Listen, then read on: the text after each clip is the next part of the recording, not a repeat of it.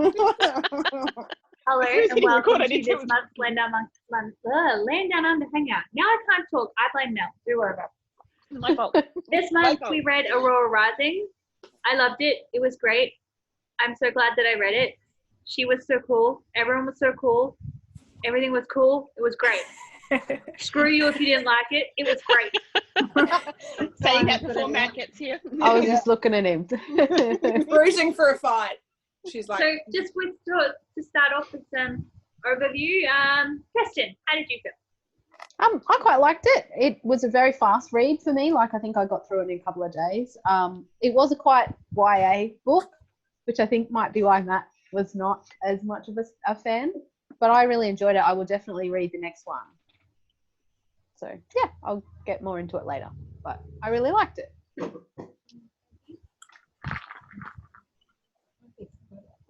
Mel. Yeah, thoroughly enjoyed it. I must admit it skirted my edges a couple of times where I was like, oh, don't you do that or I'm going to be really like, oh my God, we're in YA zone. But it did it pretty well in my opinion, in that I was still happy. Yeah, that was one thing I really did enjoy, that it was definitely a YA, but it wasn't tropey YA. That's yeah, it wasn't. It wasn't tropey doing like, oh my God, I'm in YA zone completely here, low. So, I read it fast in that in the time when I was reading it very quickly. When I wasn't reading it, I was completely distracted and reading something else. Not reading something else, doing something else. And I kept not picking it up because I knew once I picked it up, I would be fully focused on it. So that sort of says something about it too. Liv. Oh, me. So I really enjoyed it. It actually quite surprised me because having read the blurb, it did not appeal to me whatsoever, but I read it for the book club. But yeah, I like that it wasn't very tropey. I think that was part of the reason why I was quite hesitant about reading it. And I really like the characters. I really like Dory. And I like her and Cal. It's cute. So adorable. Yeah, I enjoyed it. Elizabeth. This is my second time through, and I think I blasted through it about as fast, and god damn it, May is too far away. Yes. The latest update I saw was June. Oh no! Oh no, break this his is heart. they're obviously game developers. I think I would I feel you. I feel your pain. I feel your physical pain here in my heart. I would actually disagree with everyone that it's not a tropey YA. I feel that it is a tropey YA, but maybe not in the ways that are most stereotypically YA, perhaps. Because I felt it had like a lot of tone in common with like Six of Crows and with the Gilded Wolves. That kind of gang / found family with a side order of like heists and hijinks. It was just great. I loved it. When I say I'm glad it wasn't tropey YA, I mean, oh, she wasn't in a love triangle with two boys fighting it out. It wasn't a bad trope. That's what I meant by the skirting factor. That was dating. Yeah. Like that's what I meant kind about of tropes that make you go. They did some clever things there. Yeah, that's what I meant by the skirting factor as well. Like I felt like it got close sometimes, and I was like, oh no, it cleared it up. It's fine. Yeah. Kim. Thoroughly enjoyed it. Absolutely loved it. So glad that I just, even though I didn't like rushing the audiobook, because by the way, the audiobook is amazing. Yeah, I know, I wanted it. Just rub it in to those of us. Yeah, it was just so good. I just really thoroughly enjoyed it, and really glad I got to finish it and talk to you guys about it in a moment fully. Sarah? Yeah, look, I enjoyed it. I probably don't feel as amazing about it as you guys do, but I'll fight you. Look, it is what it is, and for what it is, it's very good. I felt very similar to what Elizabeth just said. I felt like this was like Six of Crows, but there were things in it where I went, yeah, they've done a better. I really enjoyed the Six of Crows, but there was things in this storytelling, then I go, okay, it makes sense why they're all 18. You know, Yeah. it makes sense why. And actually, there were things in the moments that I was questioning where I was going, oh God, it feels really tropey. And then there was little releases of stuff like, because I remember thinking, oh wow, yeah, they're all bipedal intelligent beings, and then that got addressed. I'm like, oh, that's clever, right? So there were things that I have to say that I really appreciated, and I cried a lot at the end, so that's, you know, not necessarily a sign that it's great, but it shows you that it really did move me. And I just want to say, damn you, Jay Kristoff. no, that's not Amie Kaufman's doing. I don't know. I mean, Oh no, she trust does me, a lot of that was Jay. I swear to God. Yeah, that had Jay written all over it. Yeah, I'm not sure. Anyway, and that was actually, I hope I will probably read ahead for this one, because I want more of what that last section was like, where that understanding of a hive mind and what telekinesis and I was about to say telephony, but that's something different. What do you call it? Telepathy. Thank you. That one was like, I really thought that was really captured beautifully too, and explained really well in a really emotional way, which I really enjoyed. I thought it was brave and enjoyed the fact that they did kill somebody off. That doesn't happen, and that also made it less tropey. Who knows if they'll turn up in 3 books? You never know. But yeah, look, I enjoyed it. I wish I could have listened to it, because when Kirsten said it was a fast read, I trusted Kirsten, but it took me a lot longer than I thought it would to get through. And I was making, like, sitting there at, like, really dedicated reading sessions to get through this. So yeah, Sorry. I gotta stop listening to Kirsten and her librarian speed of reading. No, I compared to other things that I've read, like, I finished it really fast, and I think probably that was also because I did enjoy it. So I did sit down and read at times, like when I'm not really loving a book, I'll read for half an hour before bed, and that's it, and it'll take me a month to get through it. Whereas when I'm enjoying it, I'll be like, oh, it's Saturday afternoon and the kids are doing something else, so I'll sit down and do a bit of reading. And so I did get through it really fast because I picked it up a lot. And so maybe that's why, because I picked it up more often than I sometimes do with other books. But I think it was also this would have been a perfect one for audio for me. Yeah, I would have liked it as audio. Yeah, and because I couldn't do that. Yeah, I suppose also I have to remember that you read a lot of big books. So yes, let's be honest, like compared to a Brandon Sanderson, which is why we need the lead in time. Yeah, it was short. So anyway, enjoyable. Moving on. Karina. I chose it. No, I did not get to reread it, unfortunately. It's just been too busy, and I have uni tomorrow, and it's all just happening.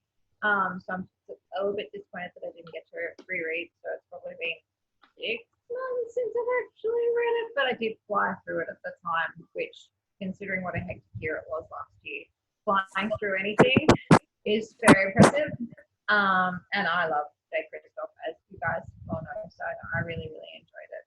I liked the world and the characters and the found family elements again. A couple of you guys referenced Six of Crows, which was my pick last year, so no surprise there. I also, we'll get into it a bit later, but the plant bit at the very end of the story sort of gave me reminiscent of what was that movie we watched? Annihilation, yes. Yeah, that was something I wanted to raise as well. Yeah. Yeah, I really enjoyed it. So, and given that life is hectic and that I did not get to reread it, I have also not prepared anything despite the fact that it was my book. Now I feel bad that I didn't write notes. I'm sure we'll come out with plenty. Yeah, we usually talk. Oh, So, sorry. no, that's all right. You go. The book, Cat's voice, was voiced by an Australian voice actor. Oh. Australian actress, yeah. That's It cool. was really good. So every time she said bloody, it really fit. Oh, excellent. And they put so each character had a different voice, you know. So like at the Oh. start of the Cool. chapter, Similar to it was Secret read by Voice. that voice actor's voice. That's cool. Yeah, the TDF guys, they had like a electronic overlay to their voices, so it sounded gender neutral. And did that Um, happen in every other person's chapter? Would that Yes. person reply? Oh, wow. Yeah, That I think didn't it was get the voice jarring? actor's voice still, but they used the electronic thing over to make it very neutral. Oh, so But similar was it- to Six of Crows, where it was one person doing the chapter, but they like gave voices to the other people. Yeah, how but they because sort it of was heard them. yeah, and it worked really well because they did that sort of editing, so it wasn't as weird as Six of Crows. Yeah, and Cal's voice was like so smooth. It's like this very smooth posh voice, which I think it points out in several points that is very well spoken. So this very smooth posh voice on a guy who keeps beating people up. So he really was Legolas. Yeah. Okay, good. The voice I'm acting glad. was great, and like there's a bit where Kat or one of them, when they're near the end of the book, when they're getting really emotional, and they actually put that into the voice of the character in the story. They actually bring that emotion out. Gosh, I want to You're go just and making us listen to all it feel now. bad that Oh, we it was couldn't so get the good. audio. It's one of the So best audiobooks I've ever heard. So Wow. how did crazy you that get the I've- audiobook again? How did you get the audiobook? we're recording this. Through methods which I cannot reveal at this stage. Through a friend. Right. A friend gave it to her. Through a friend. Right. I He's a was thinking captain on about a like ship. all the different perspectives in it, because there are a lot, and I could see how that could get a bit overwhelming. But I feel like it was all quite necessary. I guess particularly like I'm thinking of Cal and Ori, for example, like they. And we've touched on like the lack of a love triangle in this book, but they do a really handy bait and switch there. And I feel like having Cal's perspective was necessary both to kind of obfuscate like what is going on with him, like because to start with we think he's just being a real dick to Ori, but then you know later further down the track when we get more of his perspective and we realize that it's not like that at all. And so I feel like having all of the different perspectives in that sense was very helpful. Although reading it on reading the second time through, I found it easier to see him showing affection for her. Yeah, absolutely. Knowing that that's what he was doing, it was easier to see it the second time through, where I was like, oh, because he actually touched her, and like he like you know his race doesn't touch people, like that's a thing like they pointed out really early on, and unless she's gonna pick up on it, he like actively touches her without prompting, and like little things like that where I'm like reading it the first time didn't really pick that up, but the second time through I was like, oh, I see. Yeah, I see what you did there. But the first time I read it through, I got to the end of the scene at the hangar on Octavia, and I went, damn it, and I had to go back and flick through all those scenes again to recontextualize what had happened. It was great. So starting from the beginning, what do we all feel about how Aurora was found? Like how, you know, Tyler was supposed to be first on the list for picking, you know, everyone he wanted to pick, and, you know, he basically gave it all up to save some random girl in a ship that was breaking apart in the middle of the Fold, and like basically not just screwed over himself, but screwed over his sister and his best friend. Because I mean, I know he thinks that he's like, you know, he said that he thinks that they wouldn't have stayed, but of course they were going to stay. Like, of course they were going to wait and be in his crew. I don't think he was thinking about that in the time. No. Like, I mean, he does kind of go, oh crap, that was my first thought, is I'm going to miss the selection or whatever it was called. But yeah, like the very first line of the book is, I'm going to miss the draft. He's so like has to do the right thing Like, I Yeah. can't think he would ever have made that a different choice than that. Mm. Like, it's like, I have to do the right thing and save this person, even though it's gonna suck for me. I And feel like, sorry. yeah, no, I didn't really have more. I'm just like, I was going to say, I feel like that was one of the only things that I really didn't actually like, was because despite the fact that he didn't get to pick his team and that he got the dregs, he still got, while he got people who were difficult, he still didn't get anybody who was bad. Like, I Yeah, would but they also made have to that- say, I think he's the type of person who is going to make the best of whoever he got anyway. Yeah, I know that. I don't disagree with that. And I don't disagree with, like, the Tyler aspect itself. No, I'm talking about the story writing aspect of the fact that he still got pretty goddamn lucky. Well, I Yeah, mean, but like, they think about it. explained that. 18-year-old people are like pretty wanky. And if there's Yeah. like a nerdy kid that like is all lonery, people aren't going to pick that person, even if they're the smartest person. Because I they believe don't she's like shooting people with it. Yeah. like shooting people, or wears a weird like machine outfit that needs he needs to like function. Like, I'm Yeah. only talking about the chances of all three of them. Not one of them was like incompetent at their job. That the reason that they were at the bottom was No, because but they're that was incompetent. explained. That was explained, and it was.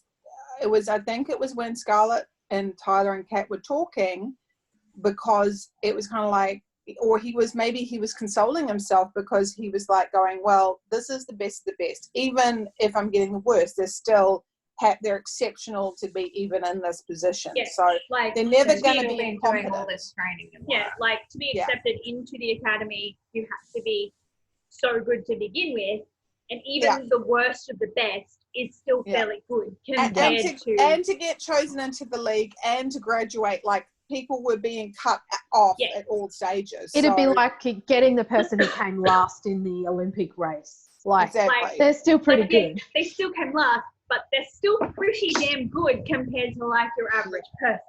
Like, Yeah.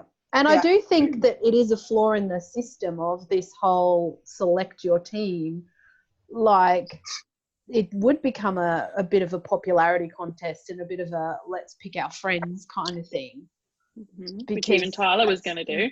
Yeah. They need a Hogwarts hat. They need a hat and something. Or, or like some other selection process that takes strengths and weaknesses and psychological profiles into consideration when teams are chosen. This the is way that Google in real life teams Google are not chosen approach. like that. Yeah, Google look at it at what makes great teams, and it's about having the right kind of people that can work together and bring different. It's not about having a leader. Like, that's not what makes a great team. It seemed a lot like, let's pick up teams for, like, we're playing T-ball in the afternoon, and the school game where the PE teacher is like, here's two popular kids who are good at sport. They can then pick the teams, and they'd get to pick one and one and one and one, and then you're all the people that are left behind. Like, But that's completely intentional too. Like, given the age of the characters, I think that's what they're shooting for. Yeah. Yeah, which is a bit of a pity, because I think one of the things, like, I kept thinking they're so young, because they actually, in some ways, this is just them finishing high school, and where I felt that the playing field I started to understand a lot more of these concepts, and that not a popularity thing, and like, oh wow, there are different things that people hadn't considered can bring to the table, was in tertiary education. And one of the big ones was these exercises where you do group work, and you didn't know who was going to be in your group necessarily.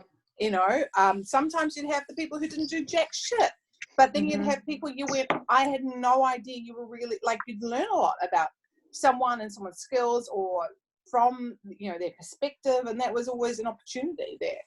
And I feel sorry in some ways that they didn't. I mean, saying that, I don't know how the Aurora Academy works, but I felt like they didn't necessarily circulate them in the same way to try each other on for size. In real life, though, you would think that it would be much better to not have a whole team of people who've just graduated. Like, to have a team that's got people with experience, and then bring on someone who's new and inexperienced into a team that has experience. Like, that whole system seems a bit... like they're supposed to be doing really easy jobs anyway. They're not supposed to, Yeah. like, they're supposed to be doing, you know, supply runs. And I know that they were bitching and moaning about the fact that, no, we did all this training and we're only doing a supply run. Yes, That's what you're going to get. This is But also, and they've you're going to accompany someone from point A to point B, but they're going to let you do it because it's safe as balls. Like, you're not doing it because it's a dangerous thing. Like, if it was dangerous, they'd give it someone more experienced. I laughed at that too, Naomi, where they're like, oh, we only have to go, we're dropping off supplies. I was thinking, just like, what do you think they're going to give you? What do you think anybody else in that brigade's doing? They're all doing the same thing. Yeah, like they said, oh, these guys are going to go clear out some pirates. I'm like, you say that, but they're probably going to get there. There's going to be like 5 other like very experienced teams, and they're just going to be there to like hold the reins while everyone else does it. Or they hold say the reins, do something, or clean up duty afterwards. Yeah, but like I really feel like because we're reading it just from the perspective of these fresh graduates, like we're not really seeing what it's like in the real Legion. Let's talk characters. Let's go through them one by one and what our impressions were. Let's start with Tyler. Go, Olivia. Golden boy. Golden boy. Yes.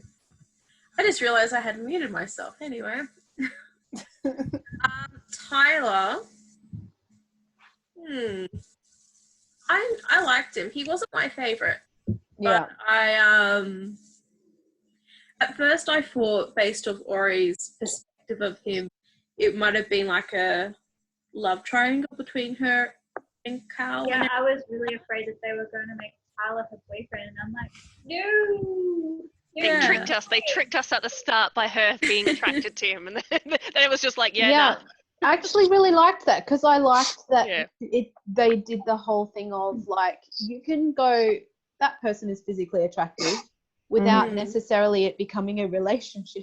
Yes. You know, like I she was like, oh, he's good looking, but that was very attractive. Oh, I quite like that. And then she was like, but it's fine. I don't actually want him. He can keep going on. Yeah. Like, it's just a fact. He's Captain Hotness. Yep. That doesn't mean, you know. I did actually like that he is the kind of character that I would normally really get annoyed by, and I didn't actually find him as annoying as what. Like, if you look at his kind of profile of being like the golden boy that everybody loves, that's the best at everything. But I don't know, he didn't annoy me the way that kind of character normally would. He annoyed me. For him to be a Riley. Yeah, I was so annoyed with him in the beginning. I was just thinking it would have been very easy for them to write him as Captain Cardboard, and like we all would have just accepted it and moved on, and we would have hated him for it. But they actually like gave him layers and like created him as a real person. Like while he was a perfectionist, they gave him a backstory as to why he was like that. Like it wasn't just, oh, look at this kid. He's all like, howdy, howdy, howdy. I'm so good at my job. I love it. Blah, blah, blah, blah. I think they actually gave him a story about it, which was nice.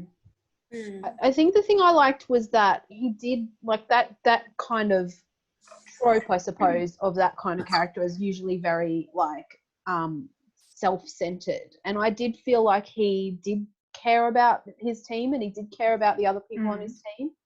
I throw up like Kaz from Six of Crows, right? Who did care about his team, but he keeps that very close to his chest, whereas Tyler is more open about it. Yeah.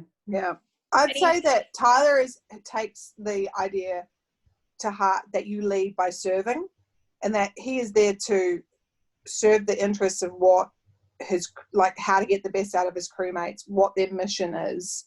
I never felt like he had an ego like often a lot of people bring to these things. Like, you know, from that perspective of like even the fact that he's called the alpha, and I didn't get that alpha, you know, trope off him. Yeah. I was just on a side note, I'm just looking at some discussion points from someone, and someone was just saying that this girl was just saying she didn't enjoy, like she said it was too many perspectives, and I actually quite enjoyed that it was like I enjoyed seeing it from different points of view, because you don't, like, while they're all untrustworthy narrators, you at least get a bigger picture of what's going on because you are getting different points of view. Like, you don't, it's not like Harry Potter where you're just learning about everything from his point of view. So you're like, is Draco really evil or is he just an asshole to you? They also kept Zila. Is it Zila? Yeah. Her viewpoint was very minimal, so they were able to cut down on perspectives that way. Yeah, and like she said that she didn't care about half the perspectives and people like Zila and stuff. And I'm like, no, I really enjoyed Zila's point of view because while they were very short, it was just very concise. Like and very distinct voice. She has everyone's names listed except for she's got Scarlet, Cat, Finian, and Zila. She didn't care about any of those. Anyone except Scarlet and Ori. Oh, and Elfboy. Oh yeah. But I'm just like, how can you not enjoy Scarlet and Cat? Like, while like especially Cat is quite combative with some of the other members of the group, like they all bring a lot to the story. I really enjoyed Finn as a character. He was great. I love Finn. Finn was actually my favorite. He's one of my liked favorite. Finn was like not bothered about, like, you know, they made jokes about him going on a date with I can't even remember his name now. Elfboy. Cal, yep. Like they made a joke about him, like, you know, dressing up and making it a date at one point, and he was like, no, that's okay. Like, he was really nonplussed about people making fun of whether or not he was going out with a boy or a girl. Like, while I don't know, like he just really didn't seem to care, and that was really refreshing. Like, it was nice that, you know, they didn't necessarily put him in a box of gay, straight, or bi. Like, he wasn't just shoved in a box. He was just like, whatever, it's cool. Yeah. I felt there was no real reaction from anyone else in that regard as well. Like, it was just, that's like they made a joke about it, but it wasn't like they were. What's weird about that? Yeah. Indeed. She also said that there was too much sarcasm. I thought there was a great amount of sarcasm. I love sarcasm. Sarcasm was one of my favorite types of humor. Yeah. And it actually is very fitting with 18-year-olds, let's be honest. Yeah. Like, if they were all like 30-year-old people, I'd be like, actually, no. Hi, I'm 30. Let me take that back.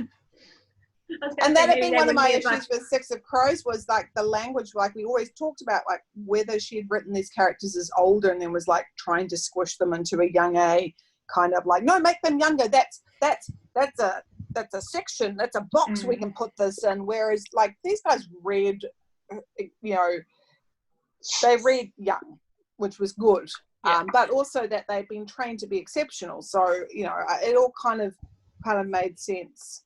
On Finn though, who I really loved, the only thing I do push back at is that he would have been Finn no mates, because I do think though he was showing, even right from the beginning, I was like, yeah, he's a bit sarcastic, but I didn't think he was that much of a dick. I thought he would have found people you know, he would have found friends.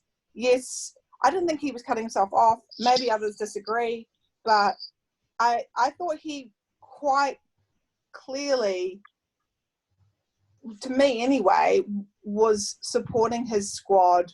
You know, yes, he was making jokes, but that would appeal to some people within the, I don't know what it's called, bastion. See, I feel like a lot of guys that go into that sort of the Legion thing, they're jockhead wankers. So, and while he is very sarcastic, like, I don't feel like a lot of the jockhead wankers, even the really smart ones, would get his brand of sarcasm, which is why I feel like he would have had a lot more difficulty. No, he was specifically in the engineering division though, so I feel like maybe there's points in his story where there's a history of him being pushed around, like taken away from his family and then this and that. So I have a feeling that he doesn't want to let people in. Yep. So Yeah. that's his Well, it's defense. So difficult once as well he gets because more they're like, comfortable, he opens we'll up put you more. in your own little box away Yeah. from everyone else because Mhm. it's comfortable for you, except like you're really not helping anyone. Mhm. It's, you know, like what, like you couldn't find him someone to bunk with and make it like a little like cocoon that he slept in with Mo Grab. Like, surely there could have been some sort of solution rather than just go in this room by yourself and be alone forever. Yeah. I just really liked him, and I just pushed back that he would have still, like, you know, when they were saying, oh, when Scarlett said to me, it's not your suit that is the reason you didn't get picked, and I was like, I know that's what you were saying at the beginning, but having gotten to know this guy, but I don't know. No, but I think like a lot of 18-year-olds wouldn't take the time to get to know him in a school that big. Yeah, but I And think maybe there's, he like, pushed think back about as it, though. well. It There's was a a lot of mutual engineers thing there. where they didn't want, and then he didn't let them in, and he actively pushed them away before they could push him away. Whereas That's these what I guys were all think's stuck happened on a too. ship together, like there was nowhere for him to push away. Maybe. He had to be in close proximity with all these people. Yeah, maybe, but I also think he's in the engineering unit, and then there's another unit that's called Faces, for God's sake, that, you know, part of their job is to figure out difficult people. He would have been the perfect test subject. You know, I don't know. I also could see that, you know, yes, the jock thing, I get it, because him and Cal definitely had clashes and things, but there were plenty of maybe female identifying people who, you know, maybe would have, like, given him a bit more time. I don't know. Like, even though him and Kat seemed to rub each other the same way, it was often, to me, because they were very similar. Yeah. They're both sarcastic, damaged people who were just like, you know, like, and it was just like, man, if you had, like, without all this other stuff, I actually think you two would be amazing friends. So anyway, I loved Finn. I actually want to, he was just this kind of respite with some of it as well, like his little quirks and things. And yeah, I just really liked him. His relationship with Scarlett was lovely. It was nice to watch Yeah. it develop. Yeah. I think he was respite because, unlike the others, despite his problems, he didn't have that much internal drama going on. Like he was very like, my problems are the fact that I'm in this suit and people judge me because I'm in this suit. Like they think I can't do things because I'm in this suit, and they treat me like I can't do things. I'm capable of doing things because I have this suit. Like I think that's part of his, like, his pushback, that he was like, I'm able to do everything you can do. It doesn't matter that I've got this suit. Yeah. It'd be interesting to hear a perspective from somebody who's disabled on that character, because I think that disabled people do experience a lot of that. Like, oh, I just won't even invite you to this thing because I don't think you'll be able to do it, when maybe with some accommodations they might have been able to do that thing but just didn't get invited along anyway, because it's Too like hard. people not necessarily meaning to be excluding someone, but just making assumptions about what they can do and what they can't do. And I think that probably happens a lot. So that seemed quite realistic to me. And I think Kim's right. I think he was also, he had a lot of baggage as far as what happened with his parents and everything. And I think he was doing that thing of, well, I'm just going to be an asshole to people so that they'll leave me alone and then I don't have to get close and then I don't have to feel rejected, you know, because stuff that happens when you're a kid can mess you up for a long time. Yeah. So. But then he talked about his upbringing with his grandparents and how much he loved where he grew up, you know, like it was a hustling, bustling hub where he met lots of different people from lots of different walks of life. And maybe that was the thing. I don't know, I got the sense that seemed like a place you could get accepted and meet a lot of different, you know, I don't know. He clearly had a lot of affection for his grandparents too. Yeah, which is that was lovely. nice. I think just part of his problem was that his race is one where they, like, family is big to them, and you know that your family sealed you up, and he didn't have that. Like, he didn't have that trust with his family because they sent him away when he was 6 years old. Yeah. And while he had his grandparents, he didn't really have his family. Yeah. Like, he didn't have the experiences of, you know. And I think still they're quite young, and like I look back on my life and it took me a lot longer to find my tribe than. Hello, tribe. Yes. Oh, hello, tribe. But you know what I mean? Like, I was a lot older than 18 before I found my people. Mm-hmm. So, and like all through high school, I had people that I kind of got along with and stuff, but I don't think I ever really found my people in high school. And so, like, they're at the age where they're finishing high school in this. So it's not. Yeah. It's not surprising that they hadn't found their people yet. Yeah, like, I mean, it's not like. Even if you had people you were friendly with, you may not have had, lifelong friends. Yeah. People who you do. But there are like, also lifelong friends there too, which is nice. Yeah, like, I mean, that's a mix. Like, I'm just saying, I don't think it's unrealistic that someone might not find their people, or that they might still have that wall of, pushing people away and not letting people in and stuff. They're quite young still. Matt, you didn't get a chance to. Oh yeah, Matt, what did you think of the book? I haven't finished it. What do you think so What far? do you think What do you so think far? so far, and where you up to? The last thing I read, so I think I've got about just over 100 pages left to go.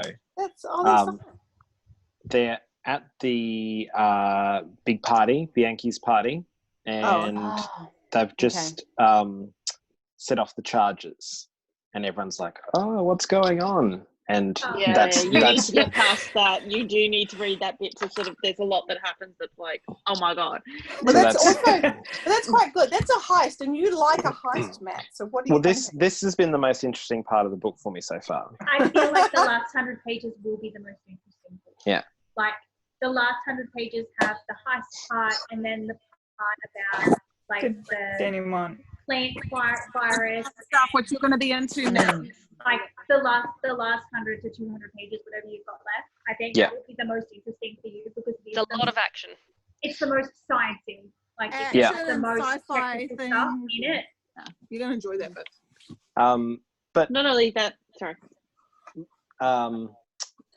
So I guess the reason that I have 100 and something pages still to go is because so far it has been put downable for me. Like, I could put it down and not come back to it. And that's the main reason why I haven't finished it. No, it just didn't really grab me. And I think the biggest thing is, I think Naomi said it, was 18-year-olds are kind of wanky. And even the best 18-year-olds are kind of wanky. And I don't really enjoy reading about 18-year-olds. Do you get reminded of your past? No, like I'm more like, I'm probably closer to Finn than anyone in terms of how I like kind of see myself at that age. But I didn't get into trouble. I didn't really go out that much. I had a small group of friends, but we never sort of did too much stuff. I had a very quiet teenage years. Didn't do anything crazy. Nothing wrong with that. No, exactly. But yeah, I guess just for whatever reason, reading people of that age group does not do anything for me. I actually agree with you, Matt. I find that I struggle to get past that a lot of the time when I'm reading YA as well. And it's only when it grabs me like something has to grab my attention and make me go, yes, to get me past it. And so, like, like, I can't say there's anything wrong with the book. Like, there's nothing that I'm going, oh, this is terrible. I really hate this, or anything like that. It's just that it's not you. It's not your thing. It's not for me. No. That's absolutely fine. The mystery kind of aspect with Aurora is kind of interesting, but it didn't kind of grab me.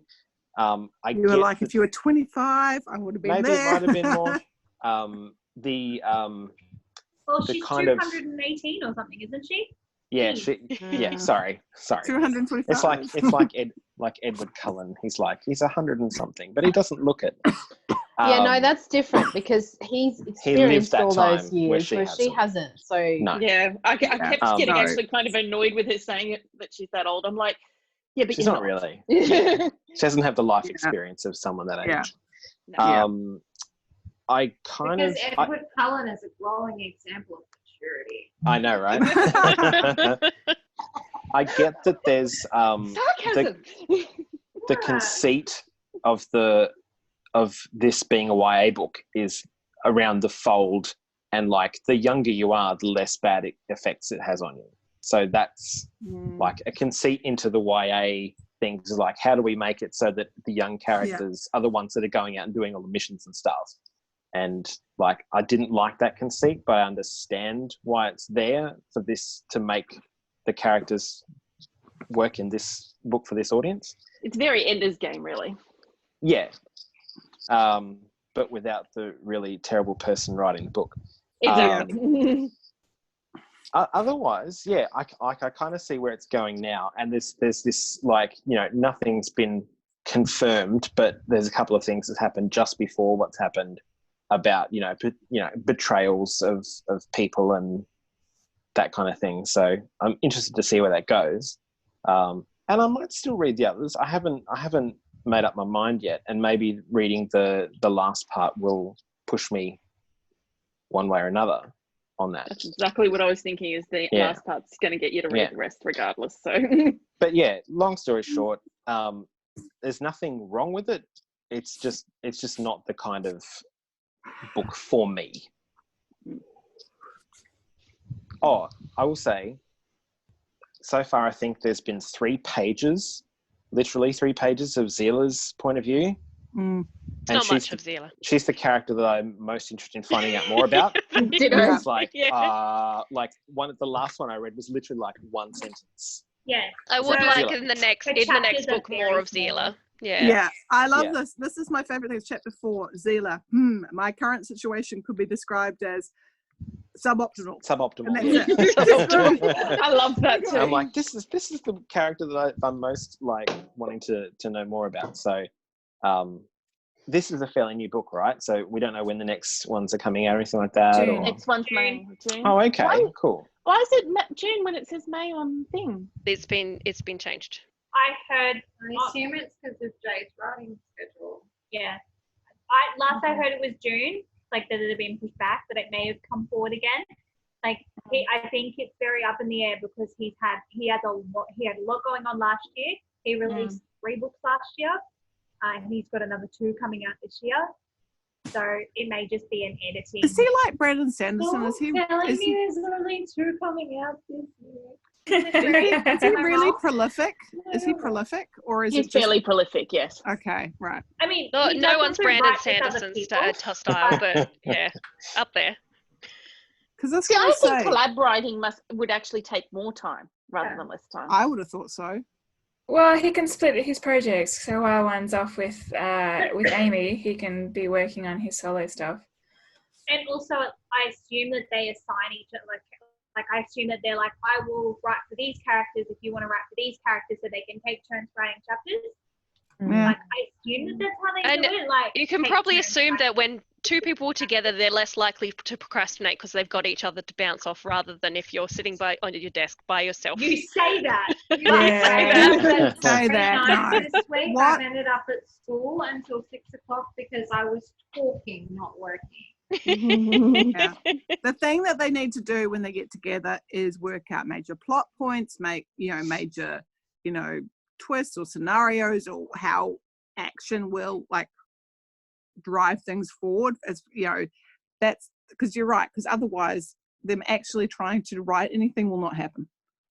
It's like there was the bit about how James S.A. Corey, Daniel and Ty work when they write. Like all of the 8 books they write together, and it's basically that they just go like map out what are the things that are going to happen, and they just assign chapters. They go, you do odds and I'll do evens, and then they finish a chapter and they swap and read it and then just talk about it.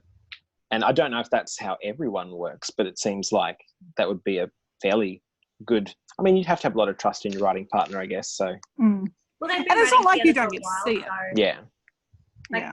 Amie and Jay have been writing together for a while now. Like they've written a lot of books together, so Got a good groove. they would have a good relationship about how, like they would know how each other works really well. But coming back to the book. Yes, sorry. Yeah. So we've talked. So Zila's cool, really cool. We want to know more. How do we all feel about Kat? I want to talk about Zila's earrings before we move on because they're cool. Yeah, we can talk about I still don't Zara's know what the earrings. hell was with the thing at the beginning about her earrings. I'm Where, hoping that we'll find Scarlett that out in the pointed next them book. out, and then she was like almost embarrassed that she didn't want her to know she was wearing them, and then she changed, her earrings again to the pizza ones later on, and I'm like, She seems to have like charms that go with any occasion, or I don't know if she like manufactures them herself. Like I don't know if that's something. That would be Yeah, cool. or maybe it's just the only one sign she has of individuality of you, like this is, you know, How I this is express what myself. I put out. Yeah, how I express myself. but and for wasn't someone she to notice suddenly that. wearing the pizza earrings when they dressed up as pizza Yes. delivery Yes. people, and she Which is was why wearing I'm them like- later? I mean, like that would have been part of the plan. Like she would have known that they were dressing up as pizza people when they got there, so she may have like. Got I thought they were some- great. I have no idea. Theme Like, for the I- occasion. Yeah, like I thought it was cool. I don't know how she got them, but I think it was cool. Anyway, I just need to talk about the earrings because as someone who also likes earrings and not lots of other jewelry, I approved. I've got my my acorns on today. Oh, they're cute. cute. Very nice. Oh, cute. Quite enjoying wearing. Kat, you want to talk about Kat? Yeah. What did we all think about Kat? So apparently she's Australian. Yeah, I she's mean, Australian in the audiobook. I of see that all the now because I characters you're did going to that pick with for I an didn't catch that Australian, at she would be the all. one, surely. In the audiobook, she's Australian. Yeah, Oh. it She's makes actually sense because she voiced by talks an about Australian. Yeah. mum and bloody hell and things like that. And I remember thinking, oh, it's really interesting. They've got like different, like, because I remember thinking, are the authors British or, well, one of them's Australian, right? Isn't both Jay Australian. Australian? Yeah. Oh, they're both Australian. They're both Yeah. Australian, yeah. The reason the book's not, I think the reason the book hasn't been done on audiobook here is because I think they went with a British publisher this time. It was Penguin. And it's done by we're closer Listening Library. A&U. Don't know that. Anyway, we're closer to the Antarctic than Britain is, so the penguins are there. And why we don't have access to the audiobook, I don't know. Anyway. Kat, back to Kat of the Australian accent. Actually, one thing I remember thinking right back at the beginning when I first read it, was because they did put some emphasis in the beginning that she's not into Tyler, and at first I didn't read that as like objecting too strongly. I read that as maybe she had a thing for Scarlett. Me too. Yeah, So did I. Like, so does she ever think for Scarlett then if she really doesn't like Tyler? Like, why is she still hanging out with these losers? And then I was like, oh no, she really has a thing for Tyler. Totally does not have a thing. Yeah. Mhm. But there was very much a case of the lady doth protest too much. Because they're 18. But I'm glad that I wasn't the only one who interpreted that differently to begin with. Yeah, I was the No, same. I thought they I were totally actually thought they were together. gonna- I actually thought they were together. I thought Scarlett and Kat were a thing until like there was protesting, and oh no, they're just friends because they just seemed really close. I mean, Yeah, and then Scarlett was Great going friendship. through her boyfriend list. Like, yeah, well, there was that later on, but yeah. Her boyfriend list. I don't know how anyone racks up that many boyfriends by the age of 18, but maybe that's just right. Well, when But- you're at a boarding school, it's probably a lot easier because you're with those people 24/7. Mhm. I think it also helps to be like really physically attractive as well. Yeah. which we've If already you just- established But that to go Scarlett through is. that many, Exactly. to go through that many means that each one must have only lasted a week. Yeah, wait. Could you really Exactly. call them a boyfriend just- or someone you just dated? No, that's Yeah. a boyfriend. If you invested time in that person, that's your boyfriend. Even if it was only a couple of days. Even if it was only for a couple of days. If you invested time in that person, they were your boyfriend. Especially when you're 18. Yeah. Yeah. Especially when you're 18. Funny. Sorry, just thinking about Kat makes me sad because of the end. Matt, go away. Oh, Matt doesn't care about spoilers. No, it's okay. I fine. said I don't mind about Okay. spoilers. So we can talk about it. What did we all think about the virus and how it affected the people on Octavia? I thought it felt a little bit like Annihilation in a way. It was really creepy. It definitely I felt like got that sort of- Annihilation. So Yeah. basically, as an overview, Matt, that when they get to Octavia, So I do everyone get in to Octavia. yes, they do eventually Yep. get to Octavia once they're finished with feisting. Yep. Everyone in Octavia is basically plant people. Okay. So they're still in a human skin, but they're like the zombie end, where they're being They're controlled plant zombies. by Yeah, the plant zombies. And Which there's a they make hive specific mind. reference to in the book. Interesting. But I like, must admit, sorry. like one of the PDF people that are on the world ship ends up being her father's partner. Oh. Yes, like she Okay. recognizes She her. recognizes, yeah. So obviously the infection happened not long after the ship disappeared because like the people seem to be of an age that they are still recognizable by Aurora. Yeah. I thought it was interesting the way that it infected not only humans but animals like chimpanzees and other life on the planet as well. Like, I thought it was interesting that it wasn't just human powers. Yeah, that made sense. Am I getting confused, or did someone talk about in the book? They talk about how all these other once they discovered all these other races, and they all turned out to be by and large bipedal humanoid. That they were sort of like, maybe there's another level of because they talk about the great maker and everything like that. That there's another level of maybe everyone was kind of seeded or designed or something like that. Would that make sense from the virus perspective if DNA is relatively, well, the way that unchanged? The plant virus it's not so much a virus as hive mind. So everyone that's infected is one and the same. If you're infected, you can see everything that is going on. So the reason I can't really talk about cats is because cats gets infected when they get to Octavia. Right. And so there is a point when they're hiding or in a room where Cat is like, I can see them and see you and see me. Like I can see everything. Borg. I was just going to say the same thing. It's like plant Borg. Instead of being mechanical Borg, they're plant Borg. It would mess with people's sense of individuality, I imagine, as well. Like having all this. Yeah. By the sounds of it, they're actually like the plant god hive mind. Basically, the Borg over. Queen. They're not them anymore. Like they're dead. No, but there is that seems to be what's going on. Like their memories are still there, but then they're not actually there. So they're now a we. They're Borg. They're gone. And there seems to be a like that's what I enjoyed so much about the end, because and I was so fascinated by it was, and not freaked out or horrified or scared, but I was just like, it's just a different way of thinking about a life form. And it's like anything else, like it's looking to multiply, like us humans are no different. Let's be, and we affect our environment.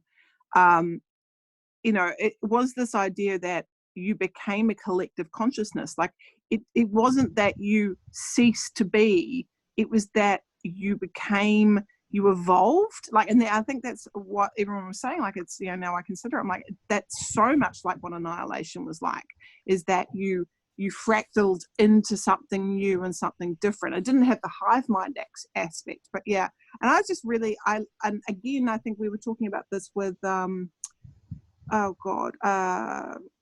ancillary justice, that idea of being one but many at the same time, and how that's possible. And I always love how authors can approach that or make one think that. I thought that, and that's one of the things I thought was so well done and really well thought through, was how to help us as readers get inside that, because I didn't feel like Kat was dying. I felt like she was becoming part of something bigger than herself, and like she was okay with it in the long run. Like that was the thing. Like she was like, I feel like she was only okay with it though once the hive mind had sort of made her okay with it. Yeah. Like I don't like, she didn't want to go, but the hive mind, had taken over enough of her by then. not just that, Yeah. but they made it sound good.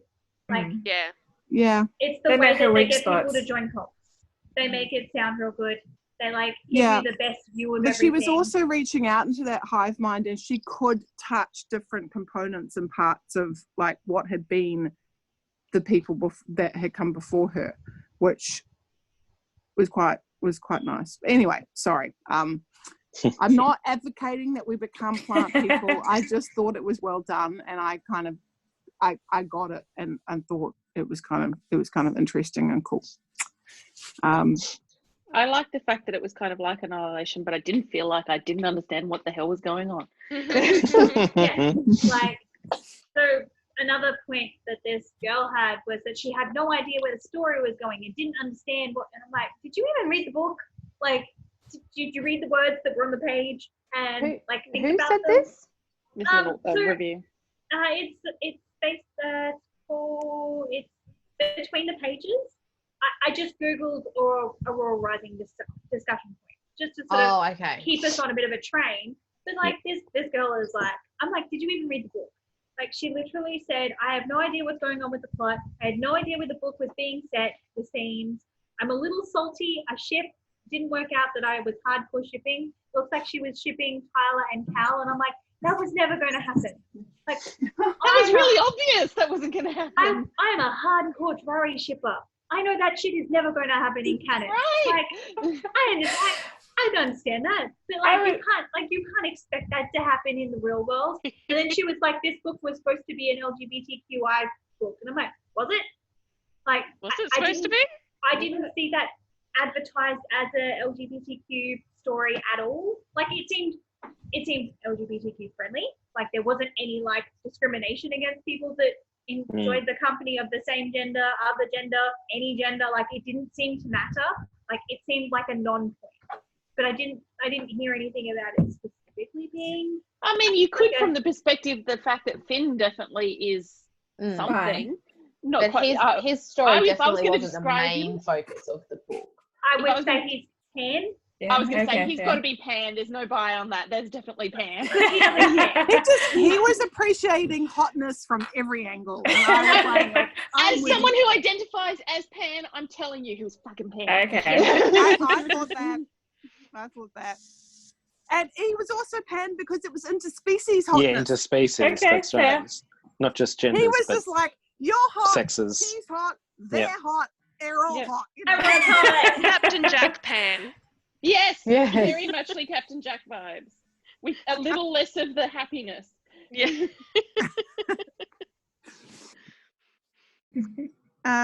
So with Kat, we haven't quite talked about, well, there was what happened with Kat. Matt, you might want to close your ears because this is a spoiler right for the bit you're in right now. That's okay. He don't sure? care. Yeah. He Sure? said he don't care. Okay, so in the heist, this is Yeah. a Kat and Tyler question. You know, basically throwing, it was like sleight of hand, throwing curveball. It was like, look what we're doing over here while we do this.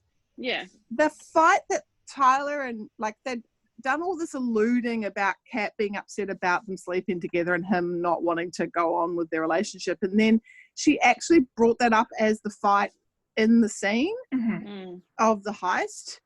And do we feel that makes sense in reflection? Would that have been what they would set up? We should have a fight and we should bring up the fact that we've never talked about that.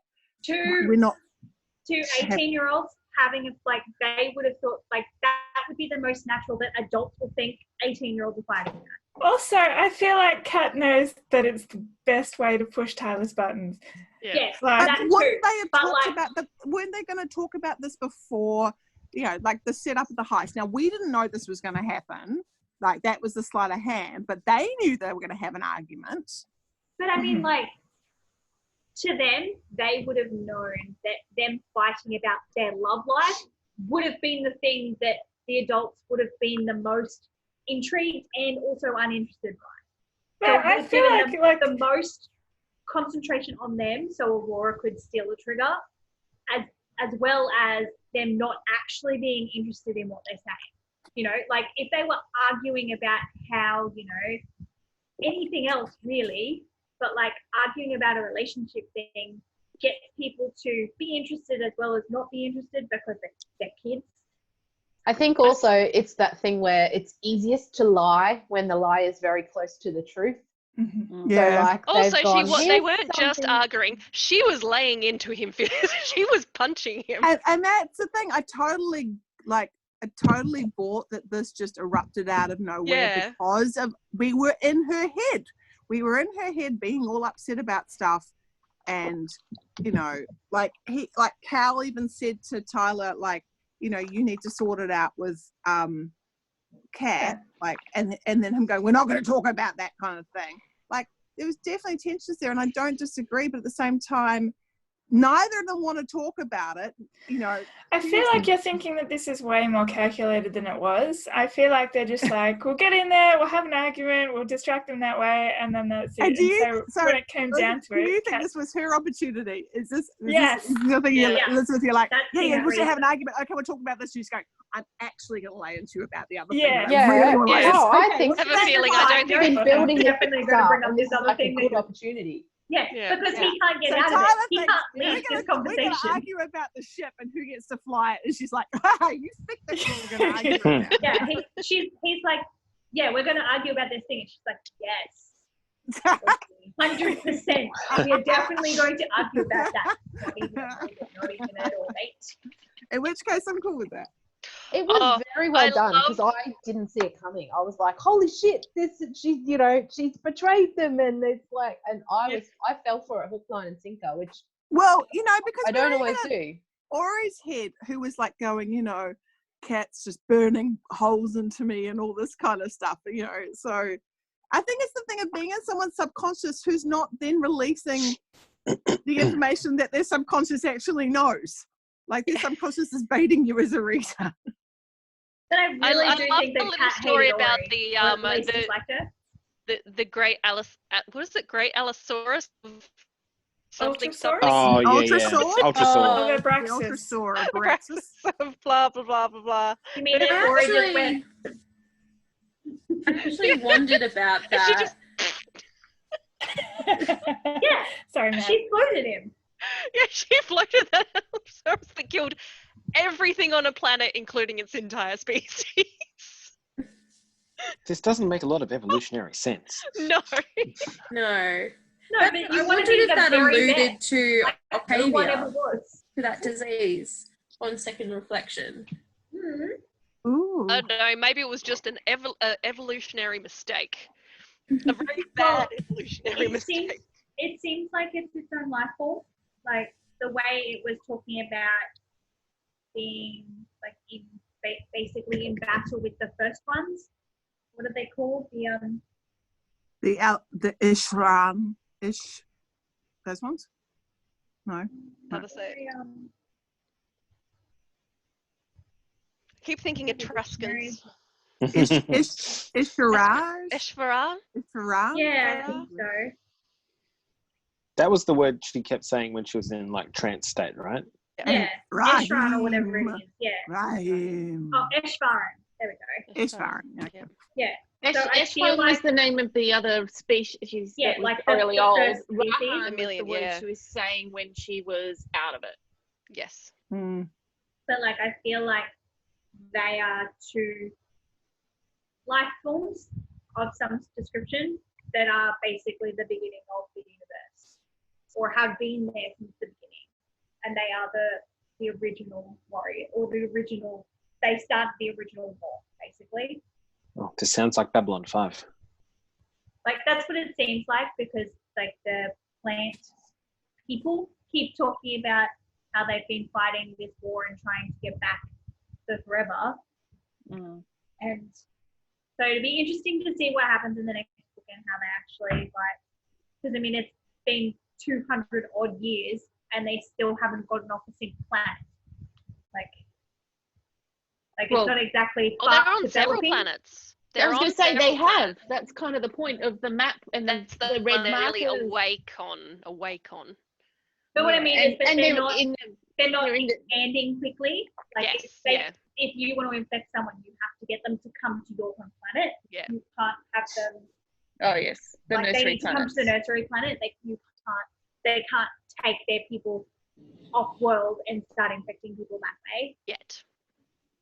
Although it seems weird that like their people are in charge of what is basically the police, and they're not taking people to this world to infect them. Like, you I have was all this thinking power. about that. I was like, they're like, that place is off limits. And he was like, yeah, it's exciting. Or maybe right? they are, or maybe it's something that having more people isn't necessarily going to help. Maybe. But I mean, they want to assimilate everyone. Mm. Like that's their whole goal. Like it just occurred to me that they weren't like they're in a position of power, but they're not actually using their power. No, I thought that too. I thought that was didn't quite make sense.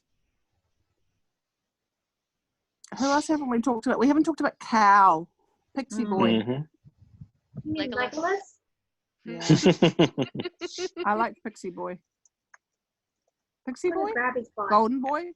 No, Pixie elf? Boy. No, Pixie Golden Boy. Boy was Tyler. Tyler. Pixie Golden Boy's Boy, Cal. Pixie Boy, yep. You got pointy ears. Yeah, he Right, seemed the I least like teenager his of voice them. in the audiobook was so smooth. I wonder if you can hear it.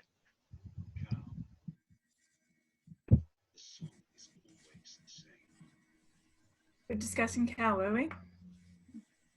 We're trying to hear his voice right now. I can't see Kim. Kim's trying to get her mic up against it. Yeah, the microphone. News that a member of the Warbreed Cabal was present aboard our ship.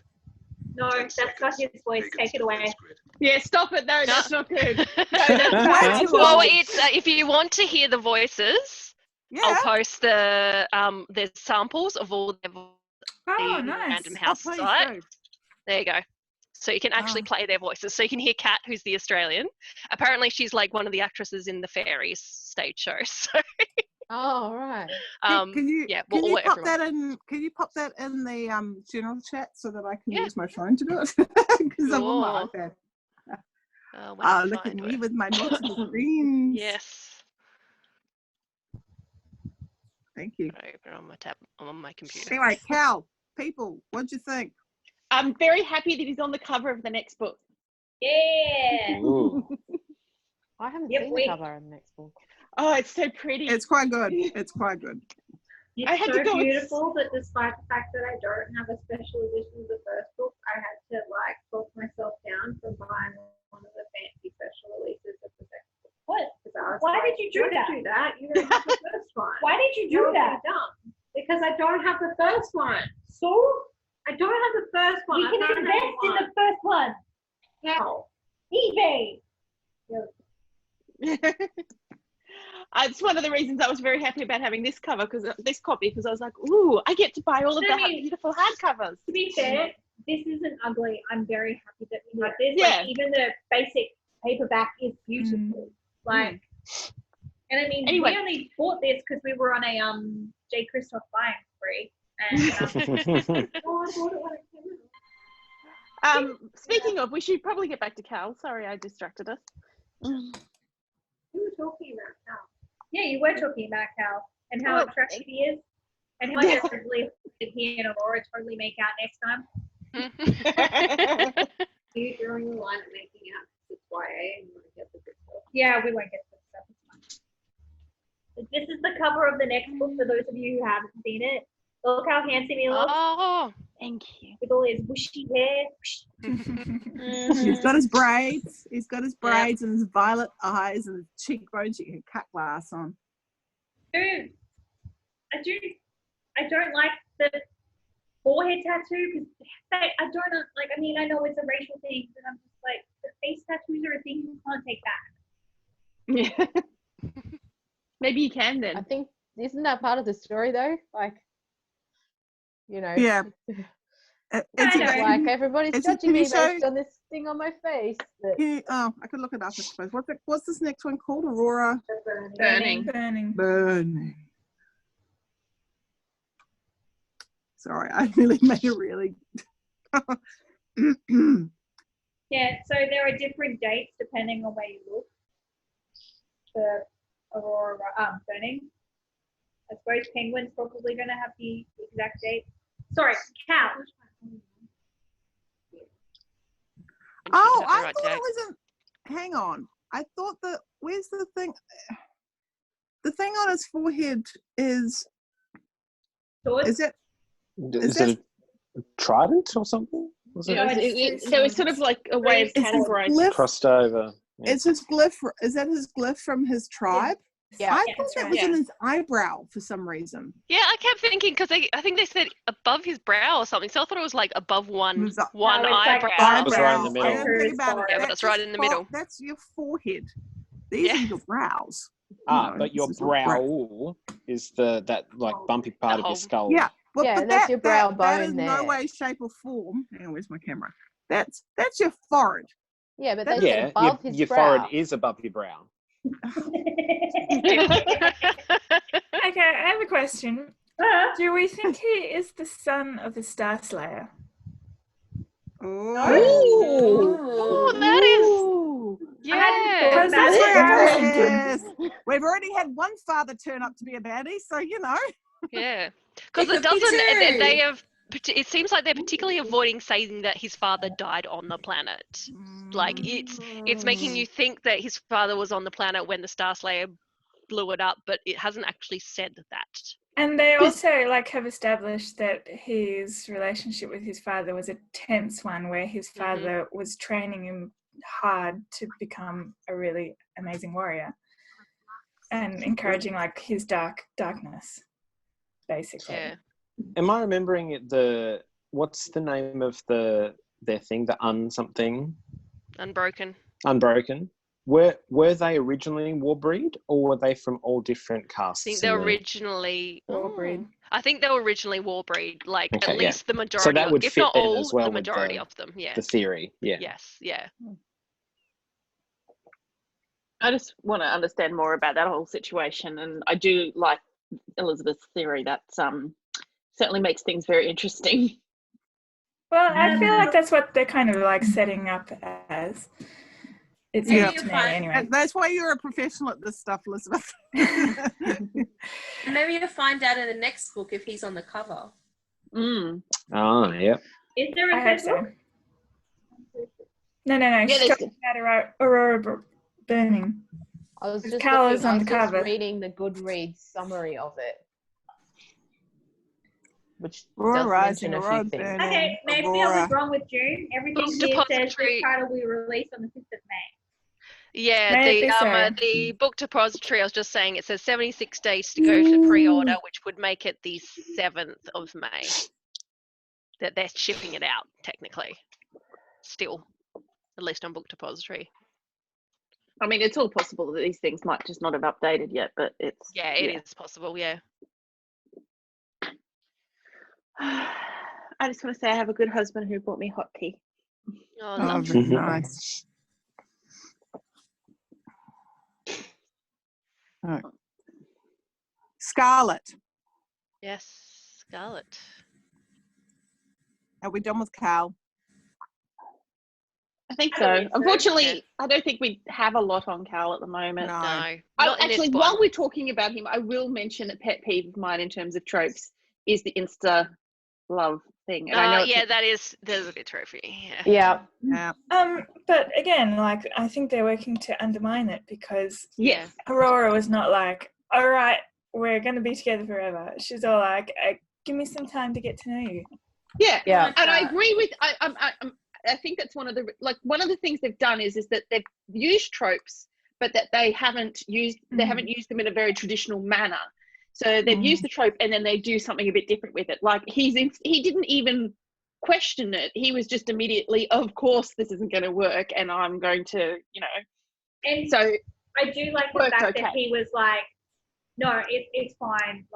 You are not, I know that you may not feel the same way that I do, which is fine. And I'm just going to remove myself from this situation. And so it's not uncomfortable for all involved. He didn't of just all the things, he was very mature about it. He didn't just decide to do that, but he also didn't do it without telling her too. He told her about it. I was like, the maturity of this is actually quite refreshing. I like this. Okay. Yeah, while it is sort of a YA trope to have someone do an insta fall in love with, Like, Yeah. at least it was like this is a racial thing for his race. Mm. She isn't instantly in love because she's human, and she wants to see how things go. So we'll see how things go. I wonder how. Sorry, no, you go. My only uncomfortableness with it is from the science perspective of, oh yeah, sure, insta-love can exist. In that kind of way that they sort of presented in that kind of story. That's my only problem with it after that point, because I think they treated it very well. There's telekinesis and magic, like exactly right. Like, I know that, but you've got to suspend your disbelief. Like I said, I made my peace with it. What's his name? It's the werewolf from the vampire tropey. Jacob. You mean Jacob? Yes, I know. It's exactly like that. And It is though. exactly why it's bad. It is. It's like the imprinting thing in Twilight. It's a common fandom trope. It's true. It definitely is. Yeah. Common fandom trope. As I said, I'm okay because they treated it well. Yeah. Otherwise, I'm not a fan of it in general. And also, like, I know it's tropey, but I don't mind the kind of sometimes it's kind of fun and it's kind of wonderful because I know that's not real in the same way, like I know other things aren't real. I don't know. I just think sometimes there's a lot to be said for like romantic tropes, from romance novels and not worrying too much about it. I suppose the reason this one works for me is because they address the side that really bothers me about it, which is yes, it's very nice and romantic when it all works out, but what about when it doesn't? Because it can't work out all the time. So they actually talk about that? Well, he recognizes that she may not be into it, and he addresses that, but he doesn't not tell her either, and like basically what we said about it. That was going to be my question about if this is a racial thing, how does it work on with his people? Like, does everyone just get an automatic instant attract to someone and it all just happily works? Or how do they deal with that in the... This is something I think about Amie and Jay's writing in general. They're very good about telling and developing the world that's immediately around things, but they tend not to worry about trying to explain every aspect of the world that doesn't matter for the immediate characters that we're dealing with.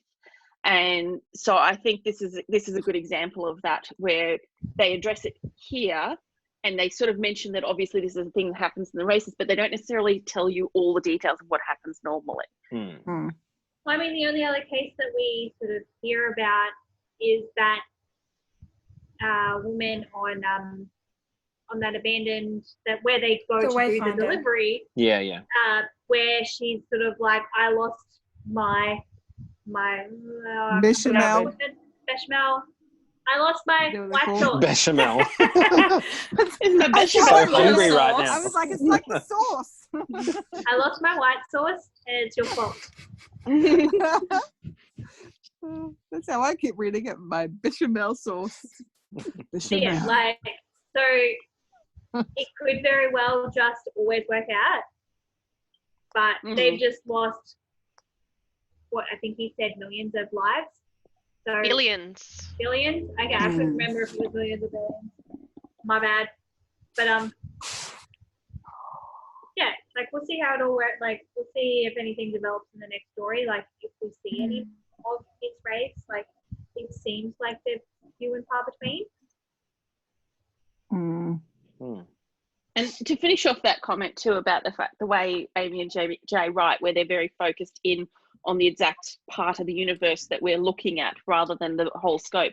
I actually think it's a good thing, because I think sometimes authors take too much time trying to explain everything. And it's like, pushing ice. Yeah. And explaining the wrong things. Yes. And it's like, look, really, is it relevant to the plot? I think I was just interested to back up that question, because is it always like, if he had felt the pull for someone from his own race, is it always reciprocated? I think that was the implication behind it, but it was not spelt out. Yeah, and that's the bit that I wasn't quite sure about, whether it was just it was just curious. Anyway, Scarlett, where are we up to? Scarlett, yeah. one thing that annoyed me because is that they kept referring to her as Scar, and all I kept thinking was rawr. I like the name Scarlet, but Scar, I just kept thinking of like the Lion King, and it just annoyed me. I didn't know if anyone else was like that too. And Scar also. It did pop into my head once or twice while listening and to it. Scar, like, someone who was like, like a tough, much more like Cat actually, is like that kind of like nickname of Scar. And it's just like, oh God. So anyway. Scarlet with the hair, it's a little bit tropey.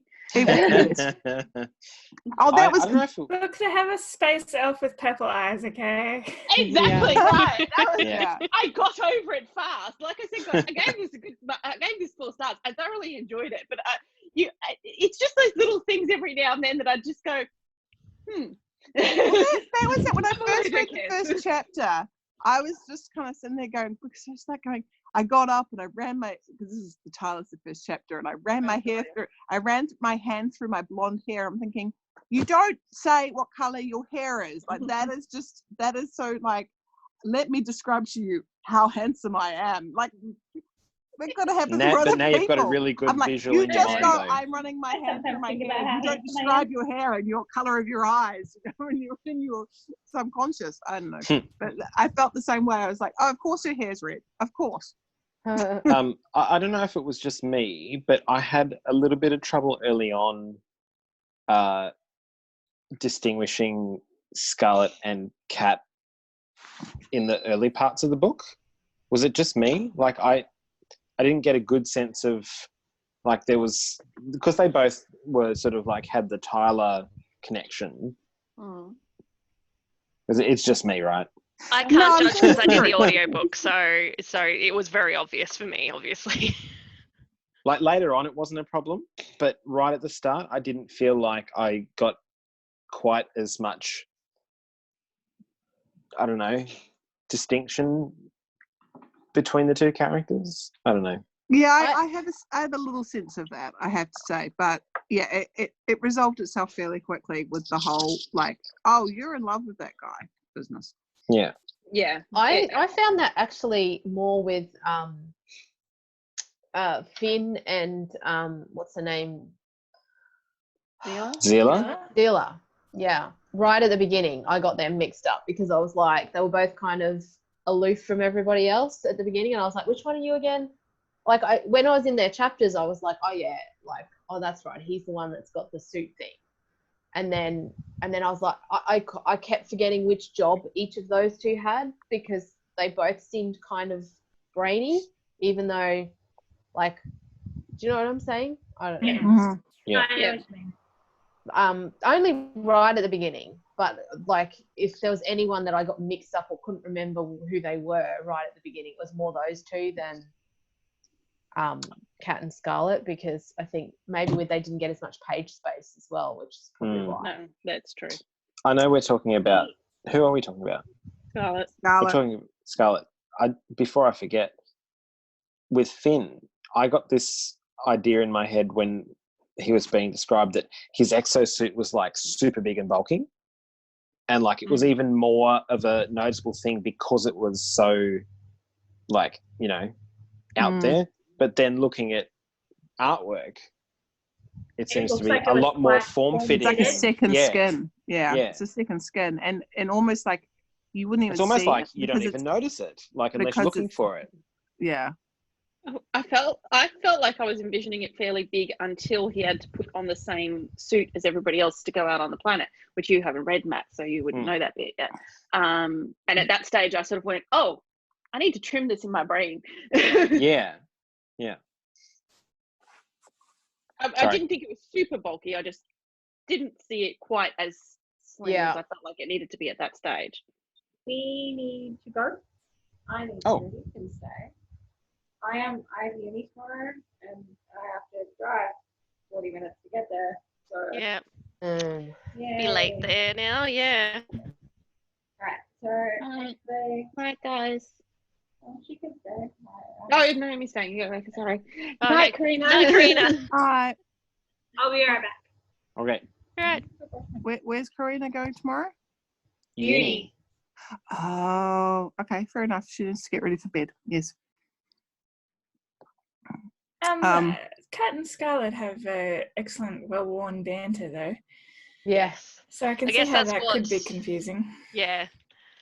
Yeah. That could have been part of it, because I felt like the way they were back and forth with each other, it was like, it wasn't like I talk to you this way and you respond this way. It seemed quite Similar. they were on the same level of like banter. Yeah. And it made sense to me too, like that they did, because they had been friends and roomies for a really long time. Like it's the kind of thing that happens when you're close with someone like that. Yeah. And I First day of suppose kindergarten. yeah, the visual was fine, but it was just their voice I found hard to pin down, and maybe that would have been a lot easier with the audio then, I guess, as well. Yeah, I'm sure so.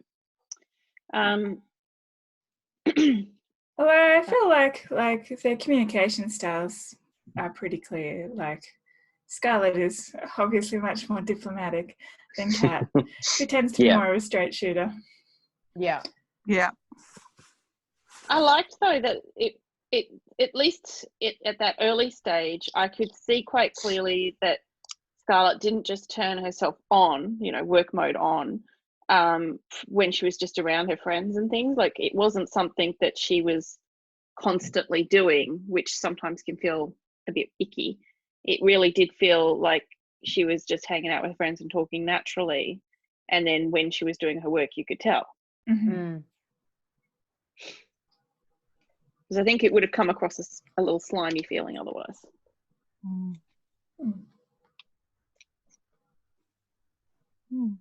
Otherwise, I think I liked her. I liked the fact that she was sex positive. I feel like, though, we don't really get her yet. No, don't really know her that well. Yeah, I think she's showing great concern about others. She's very concerned about her brother. She was concerned about Finn, trying to make things happen, and I didn't really get a sense of her stakes. If it makes Do you think she suffers a bit by being the sister to Tyler? Like they've got kind of the same backstory, really, up to a point, with their dad and everything like that. And like Tyler's kind of, driving the story from the start. And then, she's come off second best in the writing stakes as far as that kind of development goes. And possibly, yeah. But I think maybe they'll address that. Maybe in that'll the next be a thing. I actually feel like you get that with Kat too. Like, I feel like they both sort of trailed along behind him in that respect. So, yeah. I did get more of a sense with Kat, though. She has this expression of her individuality with her tattoos. There's this, this unrequited love with Tyler. She thinks about that a lot. The story with her mother was heartbreaking, but also just explained so much. Whereas with Scarlett, she seems to be like, I don't know, doing what she does, which is looking out for other people, and especially with her brother, it's like she knows that her father's death affected him to drive himself to this limit. But I'm kind of like, well, what do you want out of life? Is this what you want to do, or are you because she said she doesn't want to be? She said she didn't want to be in the Legion, but we never find out what she would have liked to have done. But also another kind of key difference is that Kat actually manages to drive the story forward somewhat. Like, because we have the especially towards the end of the book, whereas Scarlett does not. No, she helps. She's helpful at certain turns, in the capacity of her job, but she helps expose. How do I say? Expose and allow people to explain pieces of themselves. Like they're almost like she's the ability to. I don't know if that makes sense. I think I know what you mean. She's currently kind of enabling the plot to move forward.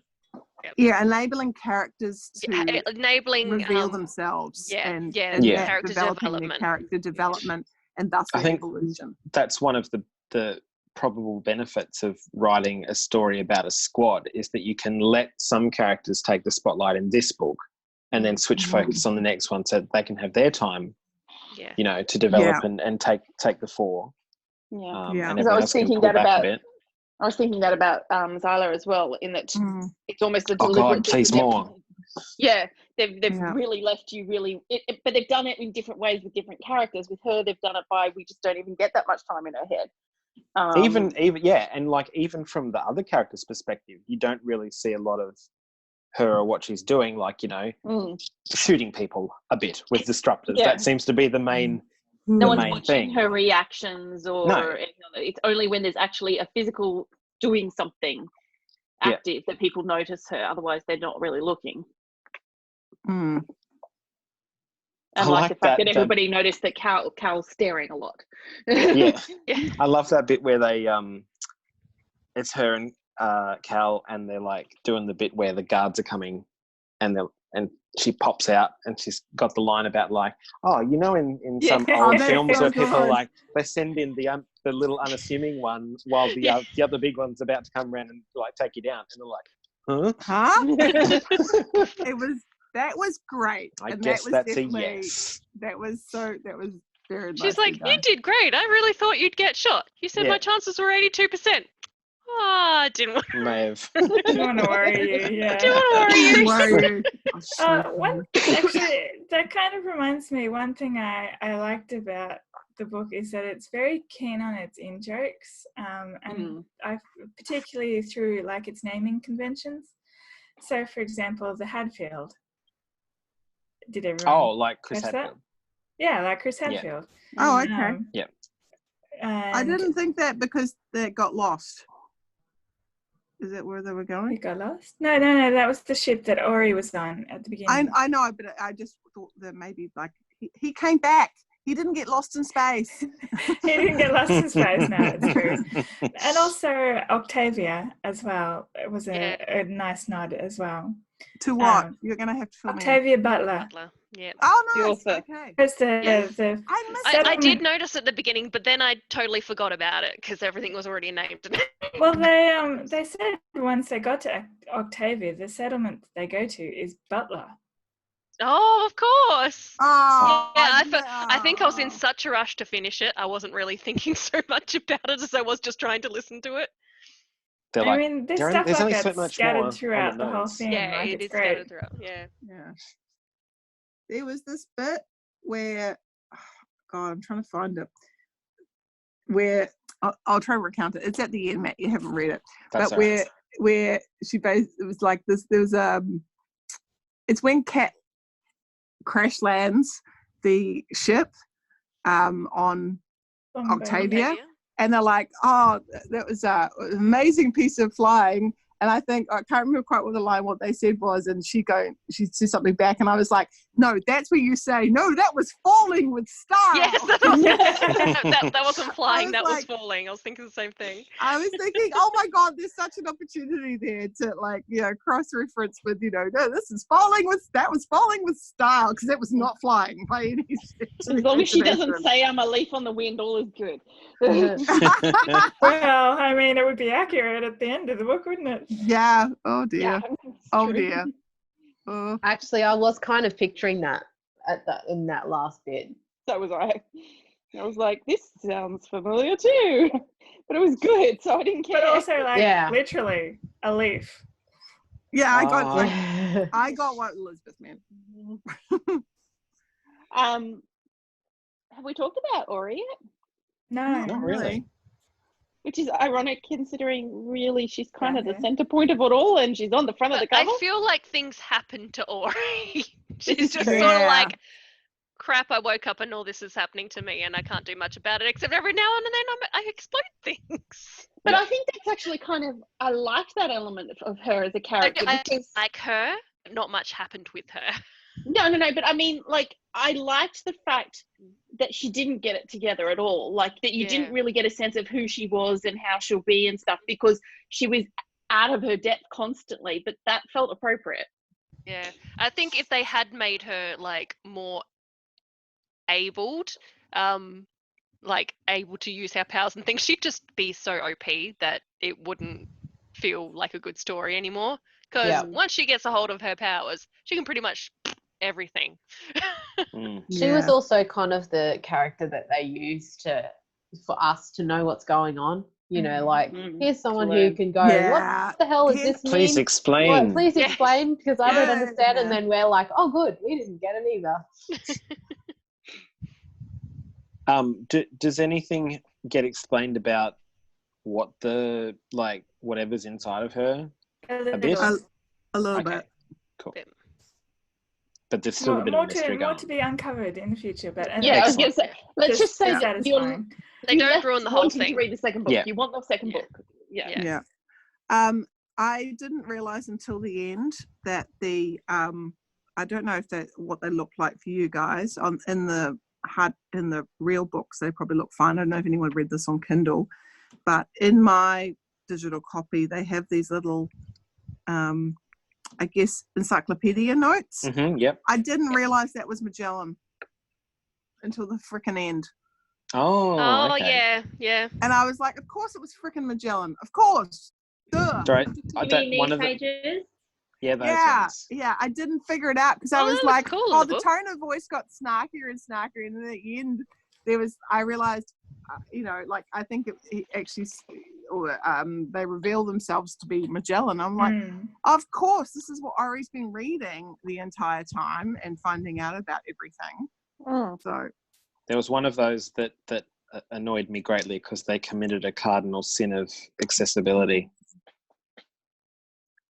Oh, they had click here as hyperlink text. Yeah. And I'm like, oh. Also, you couldn't click here, and don't even get me started on the swear words being blacked out. That was hilarious. I was listening to that one. I just cracked. Yeah. Mean this one? Words to make you blush. I want to know the swear word. Yeah. Well, that was really good. That was really good in audiobook, especially because he was reading it out to me. It was like, what is it, like voice command or something like that? And it's voice imprint recognized. I'm like, I didn't say anything. Did you guys read the acknowledgements? Some of them, not all of it. Yeah. Okay, No, so there was I ones that we would like just to say because if they're at the back, I haven't got there. Yeah. Okay. So they acknowledge. I'll see if I can read. We owe you one. We owe you many. Professor Brian Cox, Professor Carl Sagan, Dr. Neil deGrasse Tyson, Commander Scott Kelly, Commander Chris Hadfield, and Hank Green, and the SciShow space teams. You changed this book without knowing it. Thanks for the inspiration. Oh, that's nice. Isn't that cool? Yeah. But I didn't realize it was Magellan until like the end. Like there was another one, and I was like, God's sake, how did I miss that? I love that bit where it's like, you named your Uniglass. Well, it asked for a name. It's like, yeah, like Uniglass, not Magellan. I get in trouble for that all They the obviously time. stopped naming their devices because mine all might get names. I don't call them that because I don't talk to them. It's still Siri, but they like I have a theming system. My husband has a theming system for all in the our devices. household. But I get in trouble with it all the time with work, and somebody like because I have to do like AirDrop, and they're like, "What's your device called?" And I'm like, "Shikoku." What's it called? The gherkin. No, it's a Japanese word. Don't worry about it. Oh, okay. The gherkin's a good name for your device. My naming convention uses Japanese word. I'm looking for Mel's iPad. Is Mel's iPad here? I can't see Mel's iPad. That's exactly what happens, and I'm like, look for the Japanese word. It's fine. I'll help you. So the word raham that she was saying when she was like out of it, that's the plant hive mind. That's the name of it. Okay. Raham. Interesting. Hello. So I'm just looking at it when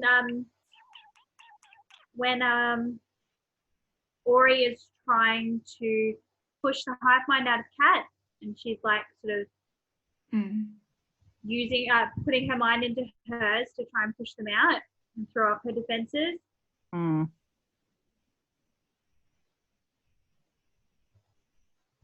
And because I understand how old this story is now. I understand the arrogance of thinking that in 13.8 billion years the universe has been expanding. This place, this moment, now in the Milky Way, is the first time life has been forced to fight this war. I see the last time the Raham book, when it last tried to swallow the galaxy, tried and failed.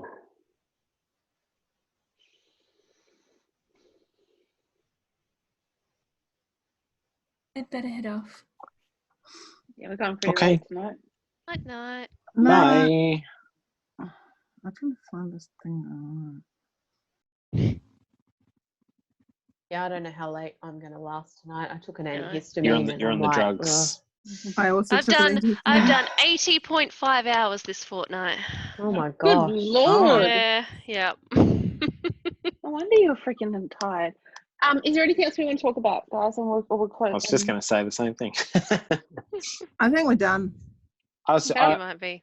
I think We've we're lost- flagging. we've lost Well, I'm Liv. flagging. Yeah. Lost Elizabeth. Oh, we did lose Liv. When did she? Yeah, she snuck out. She sent a message, and I looked at it. And I thought I said I pooed, and I'm like, "Why are you telling us?" Oh, that's I did the same What did thing. you I was share like, what? information with us? Oh no, I read it wrong.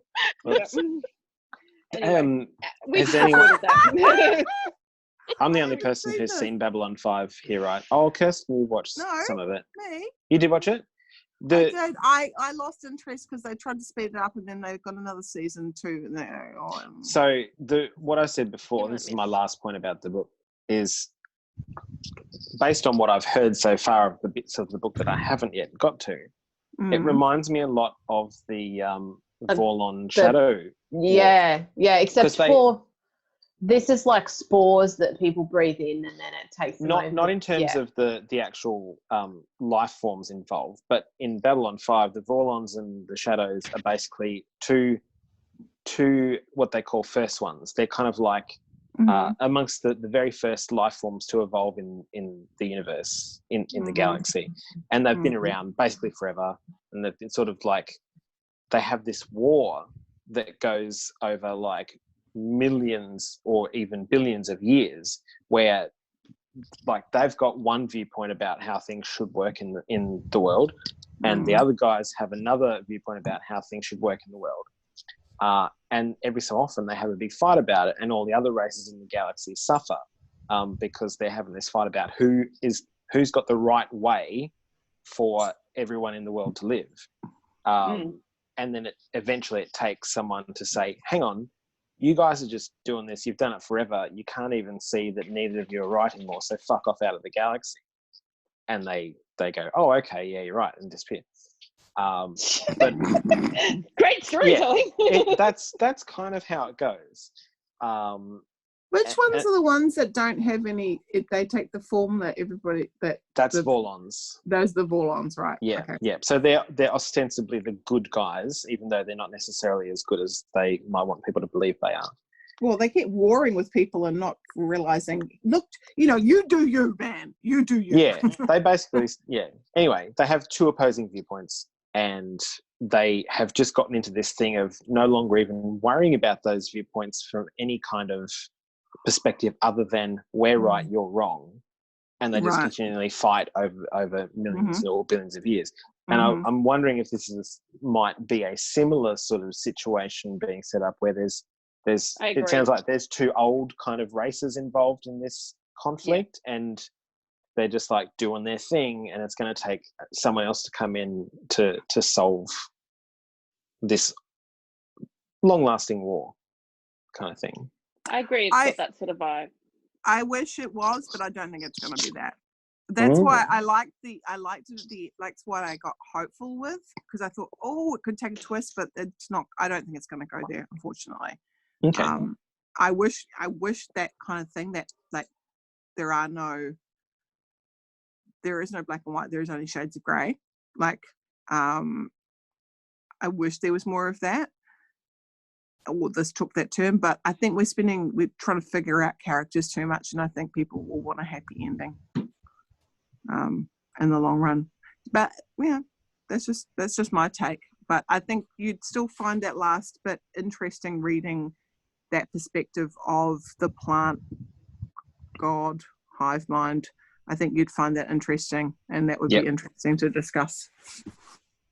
Because it has potential for that, but that's, this is probably just not quite the right series to explore that. But maybe that's like, do these authors write a lot of adult sci-fi as well as? No, they're pretty much exclusively YA. Although I think Jay's personal individual stuff aims at a slightly older age group.